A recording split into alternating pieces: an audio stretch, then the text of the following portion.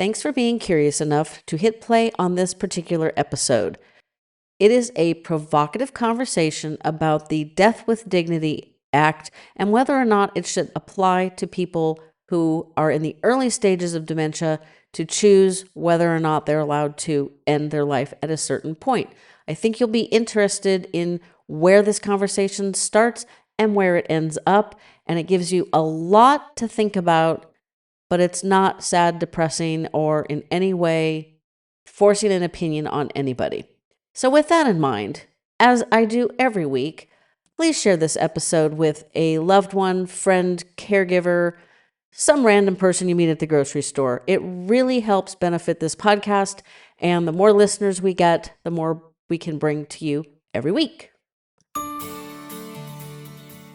Welcome to Fading Memories, a podcast for caregivers of loved ones with dementia. I'm your host, Jennifer Fink. My mom had Alzheimer's for 20 years, and when I went looking for answers, I had to start a podcast to find them. Join me as we navigate the challenges of dementia caregiving together. This podcast is your beacon of support and empowerment. Let's share our experiences, find solace, and discover the strength within us. Get ready to embark on a transformative caregiving journey with Fading Memories. If you're looking for additional advice, be sure to sign up for our weekly email newsletter. It's brief, gives you great advice. You can read it in less than 5 minutes, and you know where to find the link. It's in the website, on the show notes. We're working on subscriber-only information and specials, so you're not going to want to miss out. Did you know that midlife metabolic changes can impact your brain health? Women often experience changes in energy regulation during midlife, feeling fatigued or having reduced energy. In addition to eating a Mediterranean diet, exercise, and stress management, one way to protect your brain health is to add Relevate from NeuroReserve to your day. With Relevate, you get science-backed nutrition to help strengthen and protect your memory and cognitive performance today and for years to come. You deserve a brain span that lasts your lifespan. And to help you get started, use the link in the show notes and code FM15 to get 15% off any regular order. I've been taking Relevate for 3 years now, and I've seen an improvement in my memory and thinking. Now, on with our show. Hello, everybody. Thank you again for joining me today. We have a great topic this week, which of course I do say that every week, don't I? But we are talking about death with dignity and dementia. With me is I should have asked how to pronounce the last name. Is it Lieberhart? Yeah, Liebhardt. Liebhardt. Okay, I added extra syllable in there. She is the author of House on Fire, which is an amazing book. It is fiction based on reality. And so I'm going to let her introduce herself, and we're going to talk a little bit about the book. And she's got some strong opinions on death with dignity and dementia. So thanks for joining me, Dee. Well, thanks so much for having me. So you pretty much introduced me already, but I am a registered nurse. So the character in the book is somewhat based on my family. Of course, a lot of things in the book happened that didn't happen. The nurse in the book is an ICU nurse. I'm a former ICU nurse. I'm not an ICU nurse anymore. My dad did have dementia for 10 years. So that's kind of where it informed all the dementia aspects of the book. Did you have strong feelings about death with dignity before your dad's diagnosis and the conversations you had with your mom that prompted the book? I think that as a nurse, I think it's an area that you're exposed to probably a little bit more than other people. And I think particularly ICU nursing, and this is something that I really try to do in the book, is this conflict that ICU nurses are in, which is often being asked to maintain life when you as a nurse are looking at a situation that you think is hopeless. So being put in a code situation where you're coding someone that you already know is going to die, but because of either the family's misunderstanding or how sudden it happened or things like that, that you're in that situation. And so that was one of the things I like to juxtapose in the book was this, nurse who has this thing that they do at work that's going one way, and then this request at home, which is the mother asks the daughter to euthanize her father because he's suffering from dementia. So I would say that I didn't have, I don't even know that I have strong opinions now so much for other people, but just kind of strong opinions about what should be allowed, I guess. Yeah. Well, my feeling is, and we were talking about this before I hit record, so for her, this is a repeat. But I have always felt, so I am 57. I have no concerns about my brain health at this point. Um, Most listeners should know that my mom had dementia for 20 years. My maternal grandmother had mixed dementias, probably which also probably included Alzheimer's. My maternal great grandmother also had dementia. Yay for my family history. Hopefully, I do take after my dad's side of the family. But I feel like I should be able to go to either my general physician or a neurologist, a psychologist, and a lawyer and basically say, I'm of sound mind and body, I guess that's important. And under these circumstances, I should be allowed to be euthanized, kind of like I've had to do with numerous dogs in my life. Hmm. Hmm. But then after going through the entire journey with my mom, she never got to the bedbound, having to be fed and changed stage. It's really hard to like say, yeah, she got to the point. Yeah, that's the point where I, pull a plug. It's hard Hmm. enough to do on a poor dog, which Hmm. we literally today is actually February 29th. We lost a dog just a couple days over a year ago, and it's really hard to like, Hmm. yep, nope, now it's time. And I can't imagine actually pulling that trigger with my mom. So, I have opinions, but I don't know that I'd actually act on them.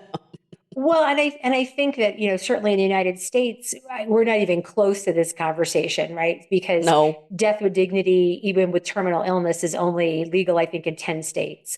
And so that's the first step, right? So the first step is just the idea of death with dignity, which in most states means that a physician provides you with the medications for you to do, to commit suicide yourself. You usually have to have a terminal illness of some kind, or the definition of terminal illness is like 6 months to live. So it depends on what the laws are. So I think that we're pretty far from the idea that, someone with dementia could, be euthanized, though the Netherlands has made some inroads into that.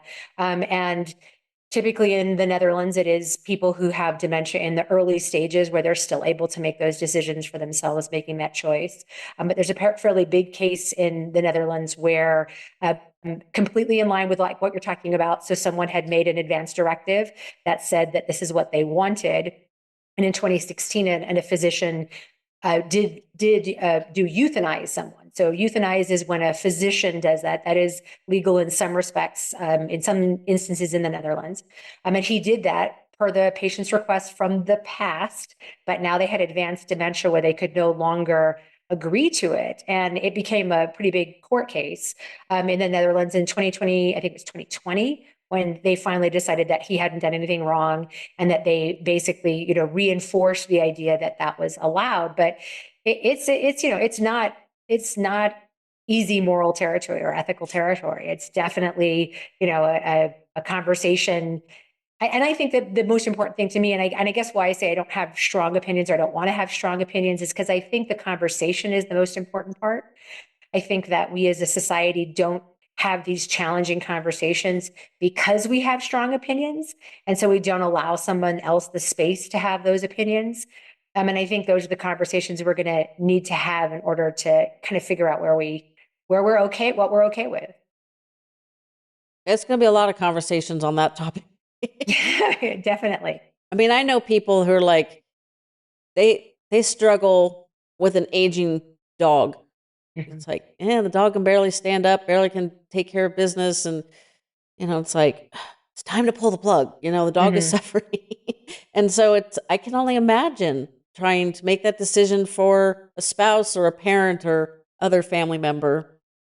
Was it the government that went after the doctor or did the family Yeah, object? no, actually, it was the family. The family was involved in the situation where the patient was euthanized. So I think that there was just some question about whether the patient could change their mind, right? So did they Mm. have dementia, so they're no longer competent, but then they've changed their mind, and I think it does bring up some really interesting questions because as a nurse, something that we talk about, like, if we have a patient with dementia or a brain injury, we don't force them to do certain things that may be in their best interest, right? So we don't force them to take a shower. We don't force them to wear a particular set of clothes or something like that.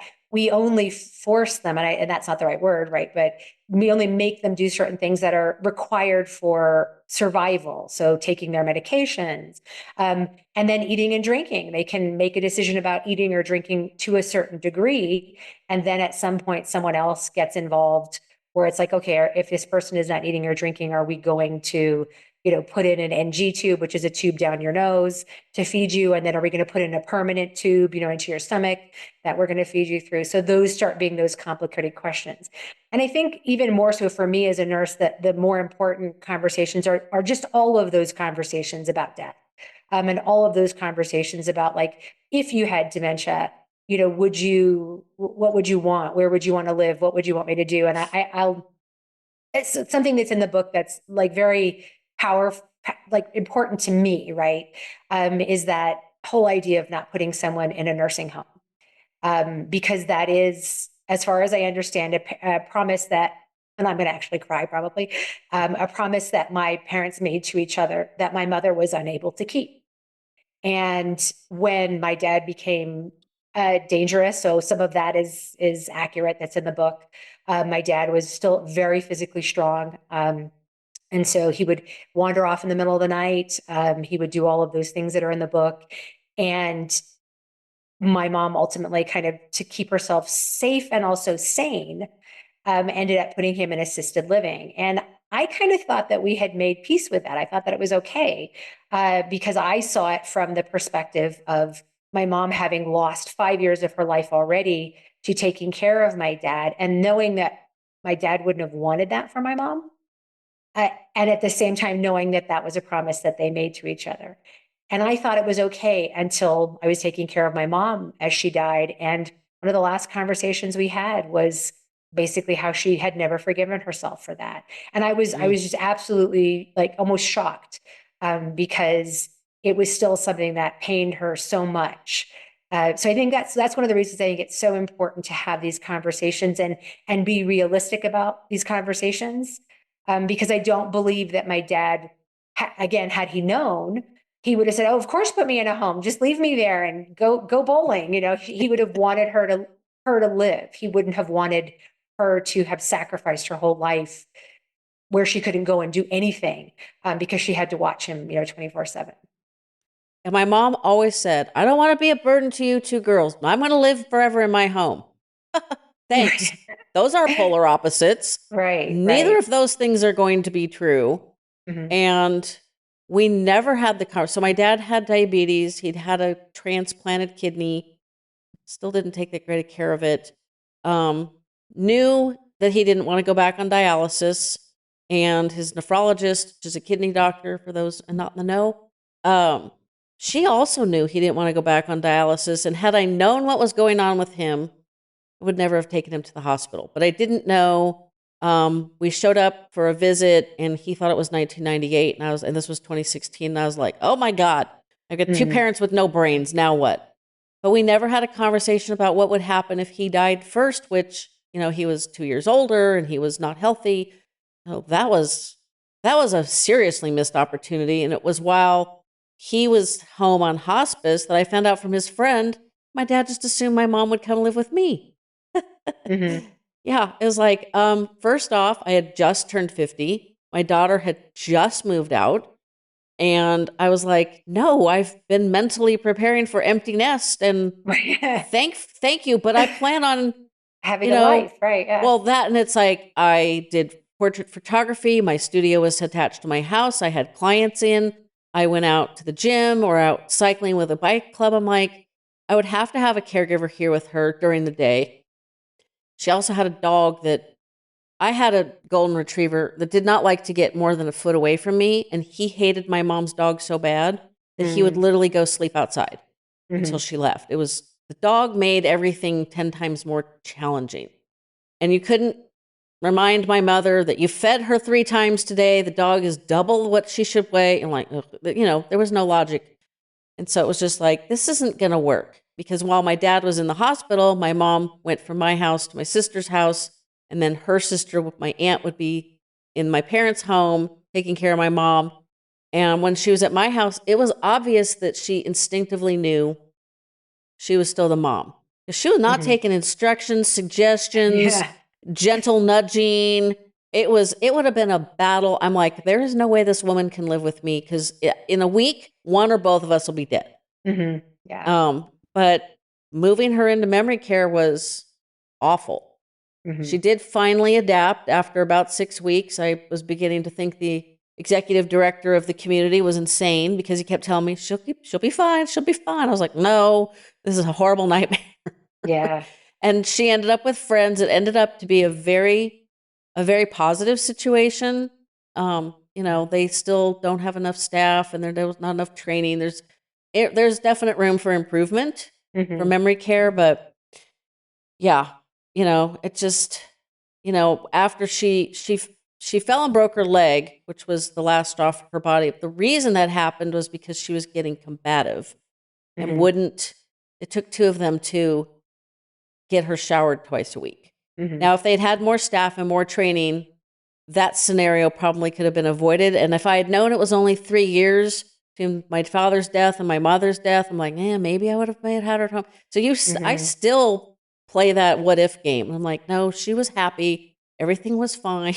It's like, Well, you and I know, think that's, I think everybody does that what if game, right? You're always sort of, I think so, looking to fix the story. And I had a conversation like you and I spoke about, my mother chose to cu- commit suicide. I hate to say that word because but that's basically what it was. My mother chose to end her life through starving herself after suffering a stroke. Um, and after, one of the things I think, and I would say like one of the things that the gift that my mother gave me and my brother, and I had a physician point this out to me, was that my mother made all the decisions, all these terrible, horrible decisions she made herself. And so it was very clear that she want what she wanted. And, my brother and I didn't try to talk her out of it. My mother and I had a very, very brief conversation. So what happened, it was during the pandemic, and my mother and I had already spoken early on. I had said, if you get COVID, do you want to go to the hospital? Because my mother was 83, she was living by herself. And I said, I said, I'll come out and I'll take care of you and we'll take our chances if you don't want to go to the hospital. And so that's what she said she wanted to do, no way did she want to die in the hospital. That was, and like you said about your mom, she wanted to die in her house. And so we'd already had that conversation early on. And then when my sister-in-law called to tell me that they were taking my mom to the hospital, that was my immediate thought, right? It was like my mom had COVID. And then I found out it was a stroke, that she likely had a stroke. And then I went out there and I was with my mom for what appeared like a pretty basic stroke, and then devolved over about 5 days to very, very significant deficits. And over these 5 days, she and I had lots of conversations about her wanting to kill herself. And we were talking about these things. And then when when she woke up and she couldn't move her left arm is what happened, and she couldn't really walk. And she just said, that's it. I don't want to. I was giving her breakfast and she said, this is stupid. She said, this is just going to make it all last longer. And I already mm, knew what she wanted, and I already knew what she was planning to do. I got her back in bed. And basically the gist of the whole conversation was, I said, are you sure? And she said, yes. And I said, do you want to come and live with me? And she said, no, not like this. And then, I said, I love you. And she said, I know. And that was it. And that was it. That was the entire conversation. And I think that after the fact, that what if, right? That was what you were talking about. Like I would do that over and over and over again. And my brother and I got in this big, long, I don't know, 30-minute conversation where I was like, what if I did this? And what if that? And he just stopped me and he said, and mom would still be dead. Like no matter what you do, no matter what answer you come to, no matter much you keep going through this story, at the end of the day, mom is still gone, and it doesn't, our what ifs don't matter. And that was really, big for me, because it was me. I was like, oh yeah, he's right. Like this is just this game that my brain is playing. Like I can solve this puzzle and I can't. there's no puzzle to be solved. It's done. Um, Your mom must have had she had some oh, strong feelings about things. she definitely did. She definitely did. And I think, she had made it very clear that she wanted to die at home, that she wanted to die in that house. And like you said, never wanting to leave that home. And even when the stroke appeared to be minor, I could see it, like that she was just like unhappy and didn't want even these minor deficits. So, um, Is it normal for a stroke to appear minor and then devolve? Because I've never really heard of that. I know. Well, so, okay, I'm a nurse. I'm a nurse. And what I thought was happening, so she started out. So the important part is that my mother was not treated. So she did not get what's called reperfusion therapy. So reperfusion therapy is when you get to the hospital in a certain amount of time. This is why it's so important if someone has a stroke that they get to the hospital as quickly as possible, because there's a window where a medication that actually breaks down clots can be given. If that medication is given or the clot is removed through a surgical procedure, then that area reperfuses. It gets blood again, it gets oxygen again, and it doesn't die. And so that's, I think, what a lot of people are familiar with. And so when I had taken my mom home from the hospital, and we'd had these minor deficits, I actually thought she was having a second stroke, is what I thought was happening, because we were having dinner the next day and I looked across and her face was drooping. And I was like, oh, terrific. And it was the opposite side, Oh of no. where things had happened before. I was like, and the highest risk time for a second stroke is immediately after, the first stroke. So I got my mom to the hospital, like, really fast. And I, got her in and they took her back to get a scan. And then they came back out and I was like waiting for all this treatment. And then the doctor looked at me and said, I don't think this is a new stroke. I think it's the same stroke progressing across the midline, which is the divide in your brain, which is why it was appearing on a different side. And I just was like, what? Like I had no idea what he was talking about. And they ended up readmitting my mother. And I went home and I called a friend who's a much more experienced nurse than I am. And I was like, what is he talking about? And basically it's the progression of the dying of the tissue. So the death of the tissue. So it wasn't this one-time event. All these other tissues that were being impacted by that stroke were now dying and we're going to continue to die. And the thing that might have happened was there might have been some recovery after if my mom had waited. But it's probably unlikely because an untreated stroke, you usually get to like a kind of a bottom, and then it's, especially at my mother's age. If you're young, you can recover all kinds of abilities. But when you're older, there's a lot less possibility. Yeah. So I was absolutely, just, I didn't understand what was happening. Yeah. That's interesting and amazing in a lot of respects. Because like I'd never heard of somebody getting worse, but your explanation was excellent. So thank you for that.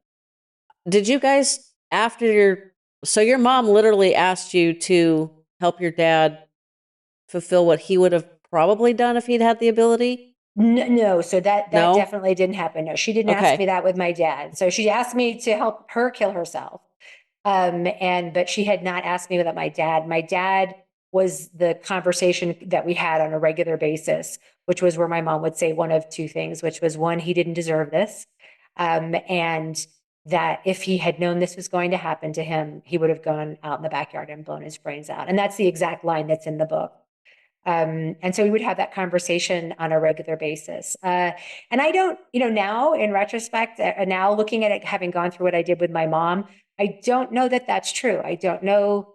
I believe it's true if it had been easy, for my dad to have killed himself, if he had known, if it had been simple, but it's actually fairly complicated. It's not this simple thing, right? As I found out with my mother, part of the conversations that we were having about this were, it's not easy to kill yourself. I mean, we have this image of like, oh, it's just like, oh, take a couple pills. Pills are typically not very successful. If you take enough medication to kill yourself, you usually vomit because your body has a lot of protective things, and most of us don't have enough medication around the house to do that, I mean, and that was the thing that was almost kind of funny with my mother because my mom threw things away like on a regular basis. So she's like, go check the medicine cabinets. I'm like, you don't have anything in the medicine cabinet, like including your EpiPen that you need, you don't have because you threw it away because it expired, you know? So I think that, would you actually kill yourself with a firearm? Would you actually do these things? And then, I mean, to make the story even more, I feel like sometimes when I tell these stories, I'm like, I can't believe this all happened to my family, my mom. My mom had a good friend, and I think this is kind of her role model. She had a friend who I had suspected quite some time had cancer. And so we had gone and seen her a few times and visited her. She was about 10 years older than my mom. And I was like, Anne's sick. I just want you to know that I can see it. You could see that she was sick. I knew she wasn't seeing a doctor. Apparently she'd never seen a doctor in her life. And I think she knew that she was sick. And she ended up getting in a car accident. And my mom called me and said, like, I think something's really wrong with Anne. She like got in a car accident and then she didn't let the EMTs take her to the hospital. And I said, okay, that's her right. She doesn't have to go to the hospital. She's like, well, but she's in a lot of pain. And I think something's, wrong. And so we talked about it. And I said, yeah, I'm pretty sure she's probably broken a hip. I think Mm. that's probably what happened. And I said, she can go to the hospital, she can get treatment, and they can't force her to stay. And so my mom and I had some conversations about something called in California, I think it's called a MOLST in California. It's medical orders for end of life or sustaining life treatment. So you can get a document that basically says what you want, right? And you put it on your refrigerator. It's so that the paramedics don't take you to the hospital, whatever it is that you want. So my mother got all these documents situated with her friend, got all a power of attorney, got all these things, including a will and last will and testament. And then she was hoping to take her friend to the doctor. And her friend said, I'm really tired. Today I'm going to take a nap. We'll talk about all this tomorrow. And my mom went home and then she just had this feeling, right? And so then she went back and her friend had killed herself. Mm. Yeah. And so my mom, and then of course the police detained my mother Oh no. because there was all these documents that like left her house to my mom because she had no family. And then of course there were other documents that like said, I want to be buried with my mom and dad and things like that. So they pretty quickly figured out that my mom hadn't, killed her friend. But I think that was like a role model, for my mother. And I to this day don't know what she did. My mom found her with a bag over her head, and Jeez. likely had taken maybe some kind of sleeping medication or something like that. So, that's a strong woman, to do that alone, to do that by herself, to do all of those things. And I think that's like when we talk about death with dignity, that's what we're talking about, that she shouldn't have had to have been alone. She should have been able to feel comfortable to go to a doctor and say, like, this is what I think is going on, and this is how I would like to end my life. And at that time, she was in California, and it was not legal in California at that time. And not that she would have gone because she wasn't talking to any doctors, So I think that's when you're talking about those conversations, that's what you're leaving people to. My mother would have not by any standard met the criteria for death with dignity. But do I think that she had the right to do what she did? And do I wish it could have been easier than it was? Absolutely. You know. The one issue that I have is that you have to be able to administer it yourself, which I get because I can't imagine a whole lot of doctors would want to be in Mhm. that Yeah. position. Vets don't like that part of the job. And that's, a whole different moral um, quandary. If you got a dog, like the dog we lost a year ago had severe cancer. Mm. And something had happened that day in the morning. The vet assumed that something ruptured inside because he went from Mhm. power walking, even though he wasn't eating, crazy little dude, to not walking. And you could tell he was very uncomfortable. And I'm like, Oh, nope, this is yeah. it. Yeah. Um, and it still was really hard to make that decision. I've had to put down, let's see, our first dog died natural death. Second one had cancer, so he was euthanized. And that wasn't easy because the vet had to do extra medication. He wasn't ready to go, even though he was 12, which for a golden retriever is pretty much the lifespan. Mhm. The third one had cancer. The fourth one, he had really bad nerve arthritis in his back legs. So he ended up not being able to stand and urinate and do proper doggy things because he couldn't stand up. And then we lost. So number 5 is laying on the couch over here. And the 6th one he was only 5.5. That was really hard. It's a lot easier when they're at the end of their lifespan. Yeah. The one thing I did with my mom, and I told my husband and my daughter, who was predominantly an adult at the time, she was in her mid-20s, is if my mom got pneumonia, we were just going to call hospice, because my goal with my mom was to give her as much quality of life, as much joy as possible, and not drag out dying from Alzheimer's. I mean, we pretty much started in 96 with not writing down directions on orders and progressing into when I heard her basically shooting the breeze with a client. I was like, I better go check, make sure I know what this person wants. So I had to start hovering. Right. And then when they retired, it was a relief, but also a concern, because I'm like, what is she going to do with herself? And then my parents are going to be home all day together. I was like, well, that ain't going to be good. So, so it was like, but I told both of them that, I'm telling you, this is how I think we need to handle this. But if it actually happens, I don't know that I'll have the strength to not just give her an antibiotic. I mean, curing pneumonia is generally fairly easy. That never happened. I did debate, well, I don't know how you'll feel about this one, but whenever she'd go to the doctor, they'd like, has she had her flu shot? Oh, yes, she got it at the care home. And at the care home, I'm like, oh, she got it at the doctor. So I'm like, I believe in vaccinations. I'm a Rotarian. Our goal since like 1987 has been to eradicate polio in the world. So I'm not anti-vax, but I've never had the flu or the flu shot. I did do the COVID ones, overdue on boosters, but I work in my own office with a dog. So it's like, I don't know. It's like I would not have given my mom the COVID vaccine for her, but I would have wanted to give it to her for the residents. For everybody else, yeah. Yeah, it was like, I'm so glad I didn't have to make those decisions. But, my sister and I agree on nothing. Like, it's nasty and raining and windy out right now. She would probably tell me somehow that that's pleasant weather. I mean, like, we agree on zip. So we don't we don't look related. Go ahead. No, I was going to say, and that's why these conversations are so important when somebody is with it, right? Because it's not really your decision to make or your sister's decisions to make. It's your mom and dad's decision to make, and to make their wishes clear. And I think that if you can have those conversations, it's still, there's a document called an advance directive. And again, in my book, there's like lots of stuff. It's not a book intended to be a guide to do any of these things, but it's a walkthrough of all these things that you should be talking about and should be thinking about, particularly end of life. But an advance directive is basically a suggestion. It is not something that is a legally binding document. So it is a document that you create that says, these are all the things that I would like. And if I then have to appoint a power of attorney. So my power of attorney is the person who I believe can look at this document and take these actions. So your mom would be looking at you and your sister and being like, who's the person who is the right person? And my mother chose me. And, I don't know if this is a compliment or not, but she said, because I know you can pull the plug. And she was very adamant. My parents were both very adamant that they didn't, want like heroic measures in the hospital. They didn't want to be on ventilators. They didn't want those things.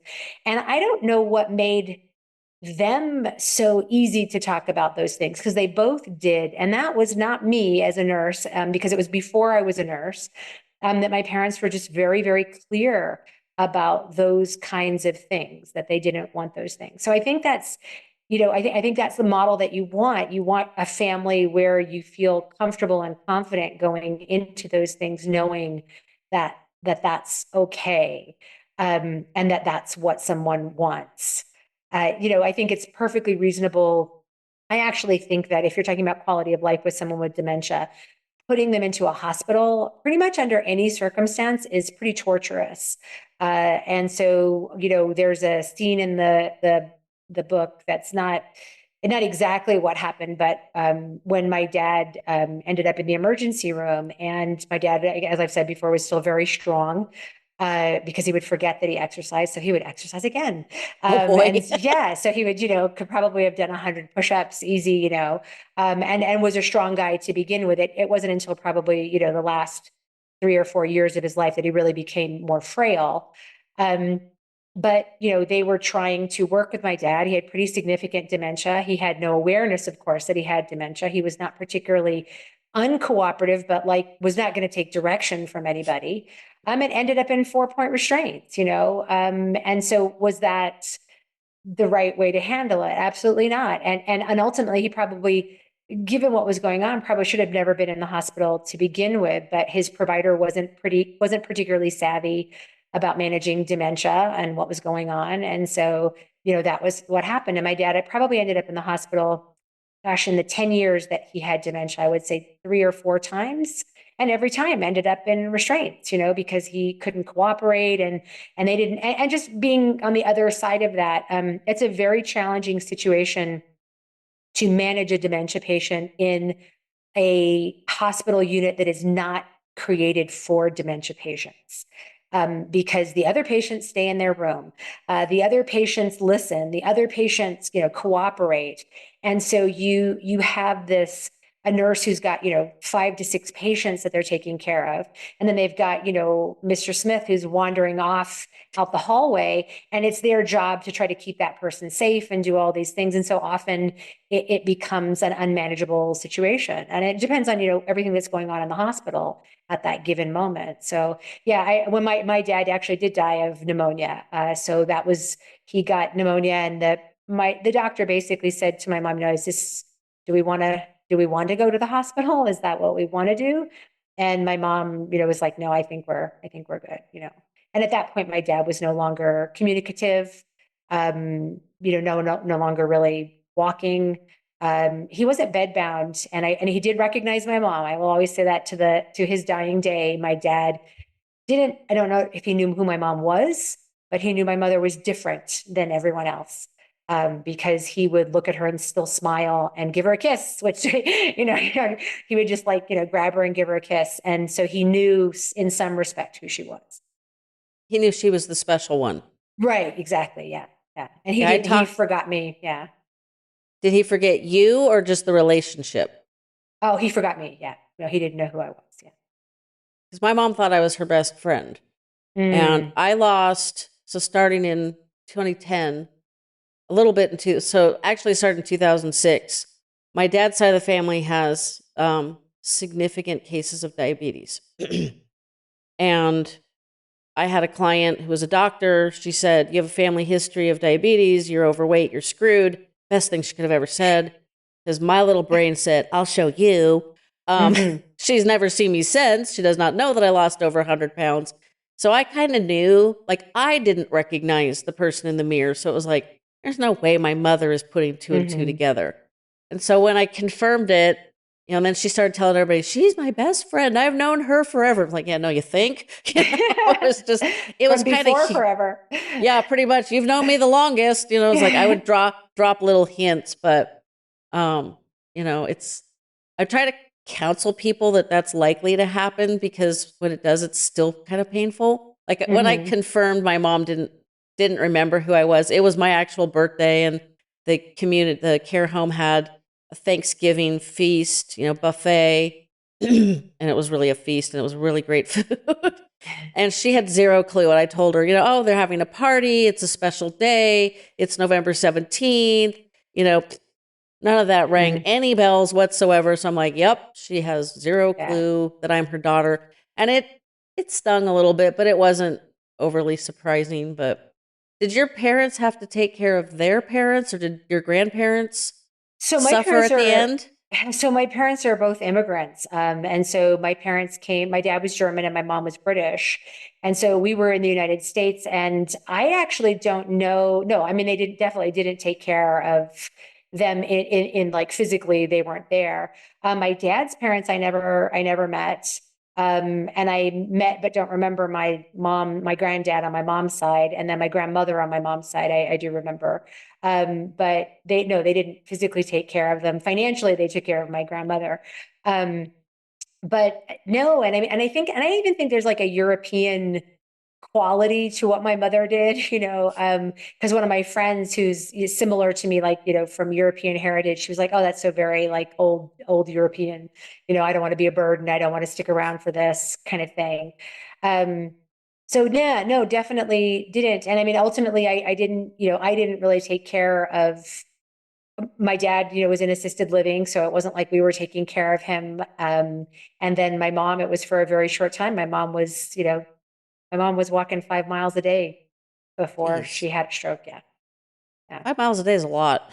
Oh, my mom, she was, and that was actually what we thought was going on because my mom had dogs that had, it was, I have an essay actually in the Bellevue Literary Review kind of about this because I think COVID killed my mom. My mom didn't die of COVID, but my mom was in pure isolation.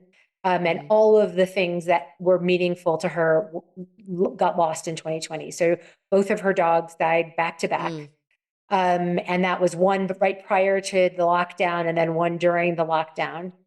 And actually, that's not true because both times she couldn't go in. So just even that, not being able to go in and to drop the dogs off and then to get called to say that Mm. they're going to have to put the dogs down and to be in the parking. I mean, like just that. And you're talking about how hard it is to put an animal down, but then how hard it is to not be there. And to not be able to make that choice, and some people would make the choice to be there and some wouldn't, but to not be allowed to make that choice for you, what that choice was. So it was all of those things. And then so she was just very, very isolated. And that was actually what we thought was happening because it was about a week before the stroke happened. My mom was just making these very vague complaints. Her feet hurt, she was tired, and I was like, okay, I'm not quite sure what's happening here because nothing was specific enough. And then actually, again, another thing I learned from this experience was that that's very common. They're actually beginning to feel like there's pre-signs of strokes, like things that are going on that are sort of indicating that there's, something about to happen. I'm not sure what people think it is that's giving you those signs, but but she didn't go, not that this would have made any difference, right? But she wouldn't go to a doctor because of COVID.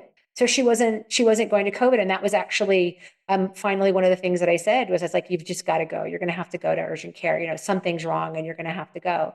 And that was actually the day that I told her, I said, if you're not better by Wednesday, you need to go to urgent care. And that's the day that she had the stroke, was the Wednesday. So she went to the Interesting. emergency room instead. Yeah. Yeah. Which during so this was early on in COVID then? That was August. That was actually August, August of okay. 2020. Yeah. Because we So right in the lost middle. our oldest one of three at the time, our oldest dog of three, the one that had really bad back legs. We put him down November 25th of 2020, and we were there. Mhm. Yeah. And everybody was masked, which of course, when you're crying and your nose is running, it's like, I Doesn't don't, really. Yeah. Yeah. it was like, it was, and it was the same veterinary office, but I think it was different vets from the previous dog. But that's why I asked, because it's just like, ugh, I know how hard that would have been. I couldn't have done that with him because he was literally my Velcro dog and my shadow, my Mhm. stalker. Yeah. Yeah. But that's interesting to hear that there's kind of like pre-warnings. So my husband's on blood thinners because he's had 2 rounds of um, blood clots, and they don't know where they're coming from. The first time he was like, it was progressed, but he was like getting fatigued easier, and taking the dogs for a walk was getting harder, and he was having a harder time to breathe. That was in 2019. In 2021, we were cleaning out my paternal grandmother lived to 103. So again, I Mhm. better take after my dad's side of the family. I didn't get the diabetes, but I got the fat gene and the stubborn genes. Although Maybe that's they're on all both. on that side, right? Maybe you got that. Stubborn's on both sides, but I hope I take after my nana, because she lived to 103, and it was pretty much, and 101 of those years was pretty darn good. About Mhm. 102, she was blind from glaucoma, mostly blind from glaucoma. Then she got really super hard of hearing, which that's like isolation in your own brain, and no, thank you, I wouldn't want that. But Yeah. you get to 102, you can't really complain. But we were cleaning out her house, and he was doing something, and his Apple Watch gave him an indication that his heart rate was high.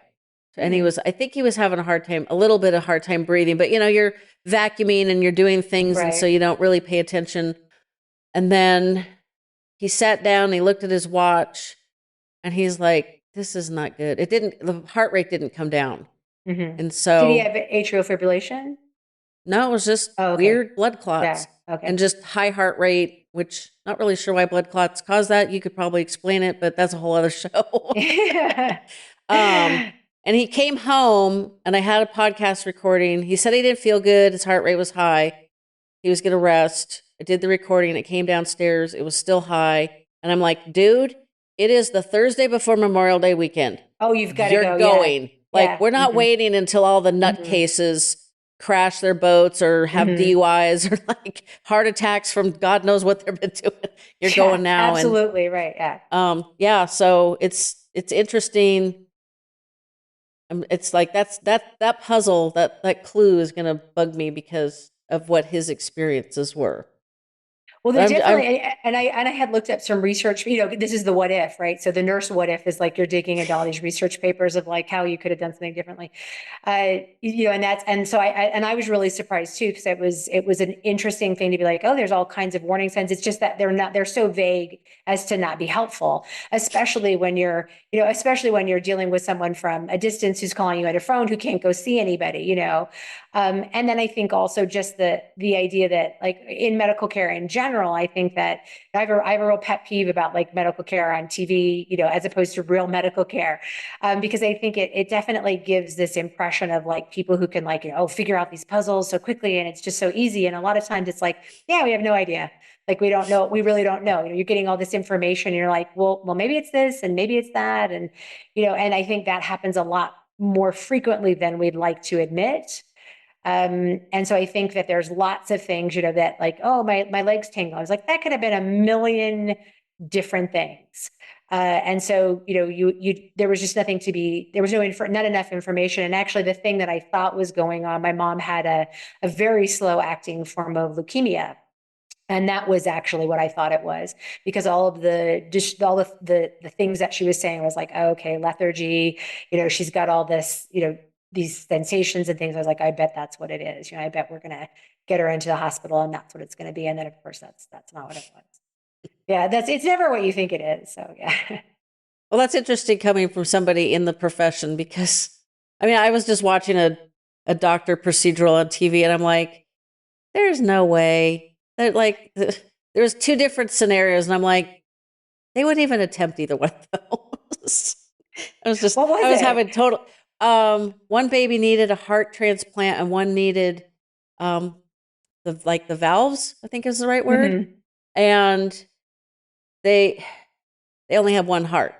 Oh gosh. So they basically had to take the heart out of the baby, the one that needed the new heart, take his heart out and then somehow dissect the valves and give it to the other baby and give him the new heart, all in like a tiny little thing. 2.5 hour window, which of course they get to like 2 hours and 29 minutes and, it's all 30 the seconds. same doctors in the same hospital doing all this work, right? Yeah, right. Yeah.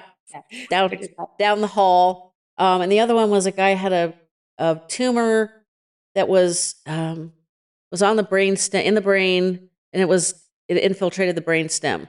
And they did this gruesome surgery where they went up through the oral cavity and through his nasal cavity, and they managed to like pop the thing out whole. And I'm like, that didn't no happen. way. Yeah. I'm like, I was just watching that thinking, God, I hope nobody ever thinks that's true because that's just baloney. So one quick last question. So your mom decided she was just going to stop eating. Mm-hmm. Did you have to give her like comfort meds? Because I know I get nasty if I'm hungry. So she met the definition of hospice, and it is legal. It's been like, again, another thing I learned from this experience, was I actually had to Google it. I was like, is she allowed to do this? Like, is someone going to come in and say, she's not allowed to do this. Like, I don't know, like this is basically committing suicide, right? And so I guess the Supreme Court, and I don't remember what year it was, but the Supreme Court has come in and said, yes, that's like someone's right to not eat a drink and to do that. And so the thing that actually got her on hospice was that she stopped taking her medication. So she was refusing to take all of her medications. And so then by that definition, that made her at very high risk for a stroke. And then they said that by that definition, she met the definition of hospice. So then it was only Monday, Tuesday, Wednesday, I think hospice came. And then Thursday was when we got the medication. So it was 3 days that she didn't eat or drink before she got any medications. And then, the last conversation that we had, I said, do you want to be alert? Do you want to be, just like asleep enough that we can still communicate, or just asleep? And she was like, asleep. I want to just do that. And so that's what I did. And then that was Thursday, and she died on the Tuesday after. Wow. You've had some seriously interesting experiences. Yeah. Well, I mean, that's not even my nursing experience. So that's like, yeah. And so you must have 14 other books in you. Well, yeah, I would hope. I know I have a couple more for sure. So, well, I can tell you that House on Fire was riveting, and I read a lot, so I'm not trying to butter you up, but that was a really good. You can butter me up as much as you want. I would love to hear it. Yeah, true. No, I really, really enjoyed it. So I highly recommend all the the listeners. It's getting late in the day. The listeners should definitely check it out, because I did not remember that it was fiction. So I was like, I thought it was true. So but knowing some of the backstory makes it even more riveting. So I guess the bottom line is we need to have all these charming conversations with our families while we still can. Don't leave these decisions up to your loved ones. That's so mean. I preach that a lot. I preach, don't leave your full house to your loved ones. I hear my husband's a real estate broker. People will say, I'm just going to leave this mess to my kids. And I look at them and I say, please don't. Because when you have to go through somebody's house while you're grieving, it's 10 times worse. Absolutely. Yes. So don't make them make tough decisions on your stuff or your body or anything. Right. Absolutely. Absolutely. Well, thank you very much. This was a fascinating conversation. And like I said, the book was riveting. So I'm looking forward to more. Thank you. Thank you very much. Well, I do have my next book's coming out this year. So hopefully a very different topic, but still, it does have a lot of end of life stuff in it again. So that's interesting. That's certainly a topic that I was just thinking it does definitely have that in it. So. Well, you'll have to let me know. And when it comes out, I'll make sure that book is also linked in the show notes, because I do link books in the show notes so people don't have to remember. You can just click the hot link in the player, go right to it. Yeah, super easy. You're not going to regret reading this one. Like I said, I read a lot of books. So thank you. Thank you. It's listeners like you getting all the way to the end that really benefit a podcaster, and I very much appreciate it.